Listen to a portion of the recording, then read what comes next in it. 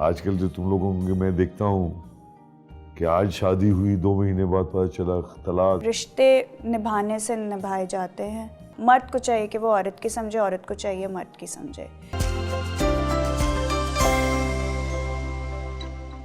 Mummy बुलाती थी, मैं फौरन जाती थी, तो कहते नहीं ठीक है आ जाना अपनी मर्जी से, बिकॉज उनको तो पता ही होगा। अब आई डोंट नो वो क्या था। 2 मिनट बस उन्होंने फ़ोन बंद किया है। 2 मिनट के बाद मेरी बहन की कॉल आई है कि अबू इज़ नो मोर।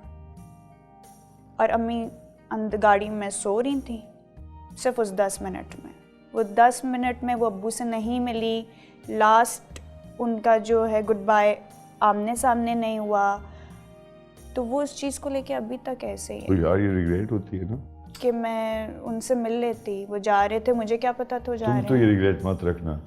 ये ज़िंदगी में किसी को कुछ पता नहीं होता, लेकिन ये कि दिल तो यही चाहता है कि जिसके साथ इतनी मोहब्बत, इतना बड़ा रिश्ता हो, वो साथ हो। सो मैं तो सलूट करती हूँ अपनी माँ को। हम तो कहते हैं आपने दुनिया में जन्नत बना ली है। जितना अब्बू का ख्याल उन्होंने रखा है, लेकिन अब्बा ने भी रखा अम्मा का ख्याल, ये भी मानो ना। नहीं अब्बू ने तो थ्रू आउट रखा, बहुत पर रखा। अनएक्सपेक्टेड एक चीज़ होती है ना, कभी कभी आप कहते हैं कि यार नॉर्मल है, बोल नहीं सकते थे, बेड पर आ गए थे, बहुत सारी चीज़ें, बहुत सारे केसेस ऐसे होते भी हैं। लेकिन वही पुराने ज़माने में जो ब्रॉटअप होते हैं वो फिर स्टिक रहते हैं। कितने मसले होते हैं, अभी हम लोग फ़ौरन कह देते यार छोड़ दो, ख़त्म करो, निकलो अपनी ज़िंदगी बनाओ। ऐसी कोई चीज़ ही नहीं कि मेरी माँ ने, और हमेशा हमें भी यही सिखाया। ये एक पूरी ज़िंदगी है किसी की, और वो ऐसी ज़िंदगी जो मिसाली।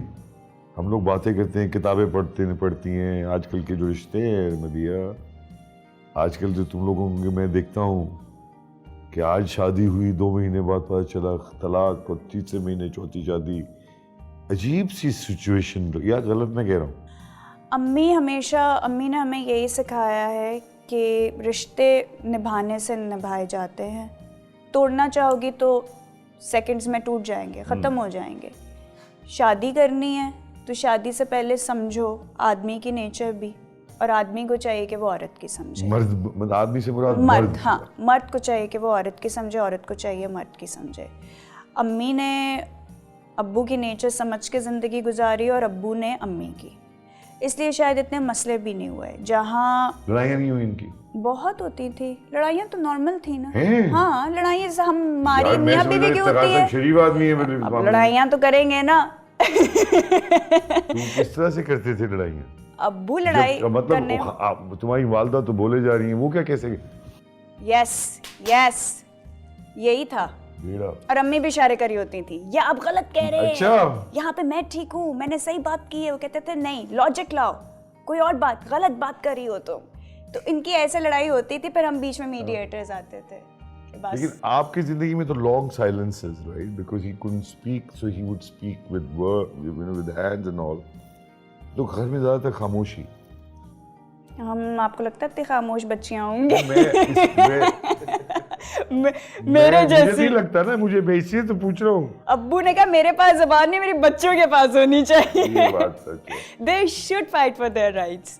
तो उस चीज़ के लिए तो अम्मी ने हमें खड़ा किया। और आज भी शादी में मेरी और शाजिल की बहुत अनबन होती है, हर मियाँ बीवी की होती है, लेकिन इतनी सुकून की होती है कि मैंने बोला शाजिल ये मुझे चीज़ें नहीं समझ में आ रही हैं, और ठीक है, अब अगर उसको गुस्सा आ रहा है मैं कमरे से चली गई, बाद में जब ठंडे हुए बात कर ली। आई थिंक यही तरीका है। वो जो गुस्से में लड़ाइयाँ करके घर बर्बाद कर दिया, सब कुछ ख़त्म कर दिया, होता है क्योंकि पेशेंस ही नहीं रहता। आपको गुस्सा आता है, आप भी जवाब देते हैं। अगर आपके घर वालों को इस तरह की लड़ाई कभी वालदा की नहीं हुई ना वालिद से कि मैं जा रही हूँ? बहुत हुई है।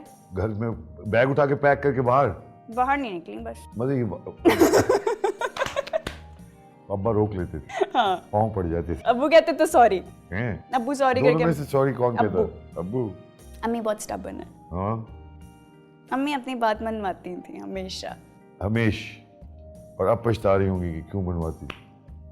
अभी अब हमसे मनवाती हैं। अच्छा। अब हम इट्स डिफिकल्ट ना, इतना मोहब्बत हो स्पाउस के एक दूसरे की, तो लेकिन मुश्किल हो जाता है जिंदा रहना उस तरह। अब भी बहुत मुश्किल हुआ है। मतलब मेरे लिए, मैंने अम्मी को हमेशा बहुत स्ट्रांग देखा है, बहुत चीज़ों में खड़े हुए, फाइट करते हुए, राइट्स के लिए, लोगों के लिए, काउंसलर, कपल काउंसलिंग्स, पढ़ाना बच्चों को, उनकी तरबियत करना, हर चीज़ तो अम्मी ने की है ना। अब्बू ने तो, क्योंकि टॉपिक अभी माँ का चल रहा है, तो अब्बू की तो मैं वैसे ही बहुत तारीफ़ें करती रहती नहीं, हूँ। लेकिन माँ ने जो किया, आपने देखें कि आप अपने आप वालिद की भी पूरी बीमारी को देखें, उनको पूरा सहना, उससे कोप करना, उनको इस तरह से उनकी खिदमत करना, और अब जब वो नहीं है तो she Mrs him the most, right? The most. इसको अब जाहिर है उनको एक ज़िंदगी गुजारने के बाद ना एक आदमी खाली सा, it's like a theatre play. आपने बहुत ज़्यादा कर लिया तो उसके बाद आप एक अजीब सी कमी महसूस करते हैं कि आप नहीं जा रहे, उन लोगों से नहीं मिल रहे, 10-15 लोगों से। तो इफ्तिखार साहब तो अपनी ज़ात में एक अंजुमन थे, तो ये जो अब कमी है, इसको अब तुम वालदा से किस तरह से उसको कोप कर, अब क्या करना है, क्या चाहती हो तुम अभी वालदा, क्या करें, किस तरह से कोप करें? डिस्कशंस होती हैं उनकी मेरी बहुत सारी, मैं कहती हूँ बात करें, लेकिन मैं मानती हूँ हम ज़रा नई जनरेशन के थोड़ा एकदम गुस्से में भी आ जाती हूँ, क्योंकि समझा रही होती हूँ, नहीं समझती, वो किसी और लेवल पर है, मैं वो रिलेट नहीं कर पाती, फिर मुझे रियलाइज़ होता है नहीं मैं गलत हूँ। अभी वो जिस फेज़ में, अगर मैं इस वक्त उनको इस तरीके से समझाऊंगी तो क्या चाहिए उसको, उनको ले जाना चाहिए अपने साथ, तुम चाहिए तुम्हारे साथ आके रहें? अम्मी मेरे साथ आ गई हैं, मैं ले आई हूँ जी। तीनों बहनों को करके तुम ले आई हो? वाह, जो तुम्हारे साथ रहेंगी जी। ये बात सच है मदिया कि तुम्हारा जो रिलेशनशिप था अपने वालिदैन से, वो तीनों बहनों से अलग है। तुम पे बहुत ज़्यादा फोकस दोनों का था। वो अब्बा जिस तरह से तुम्हें देखते थे, क्योंकि मैं मिला हूँ तुम्हारे साथ उनके, वो तो फिदा था तुम पे बिल्कुल ही, एक बाप जो था। तो ये माँ को तुम रखोगी अब ऐसे ही है हमेशा के लिए? कभी कभी चली जाएगी? नहीं, वो तो जाएंगी ऑब्वियसली, 1-2 महीने बहनों के पास भी रहेंगी, सबने काम ऐसा है मदिया, वो करेंगी, बट अम्मी अटैच्ड मुझसे बहुत है। मैंने अम्मी के ऊपर ना बहुत टाइम लगाया हुआ है। ये बात तो है। दूसरी बात ये कि अम्मी ने भी बड़ा टाइम लगाया हुआ है तुम पे। तुमको स्टार बनाने में कितना हाथ है अपनी वालदा का, बताओ? बहुत से क्या मुराद, फीसद पे आ जाओ, 100% में से कितना हिस्सा? 80%। ले, ये तो A 20% अब्बू भी थे ना। 23%। अब्बू एक्चुअली डिसाइड किया तो क्यों? अम्मी नहीं चाहती थी मैं आऊं टीवी पे। हाँ, मैं इसमें अब्बा नहीं चाहते थे? अब्बू चाहते थे, अब्बू always wanted me to do something. अम्मी नहीं चाहती थी, मैं कहती थी नहीं मीडिया नहीं। ख्वाहिश का कब से इज़हार किया, किस उम्र से? When I was 16। अम्मा को किस बोला कि अब्बा को पहले बोला? अम्मी को बोला क्योंकि ऑफर राना शेख ने, when I was 18 Rana Sheikh ने ऑफर की थी पार्टीशन की। ठीक है। तो मैंने अब्बू को बोला था। फिर?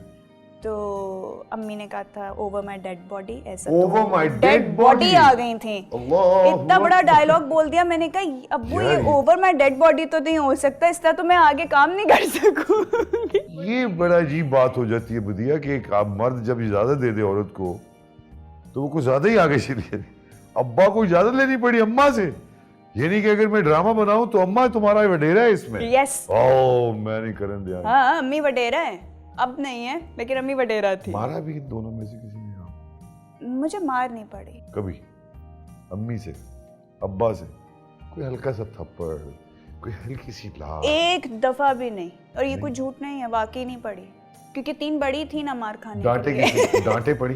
डांटे पड़ी। डांटे तो अम्मी से बहुत पड़ी हैं, अब्बू से बहुत कम। खौफ यानी कि माँ का है तुम लोगों के दिल में, खौफ रहा, वही डिसिप्लिनेरियन थी। हाँ।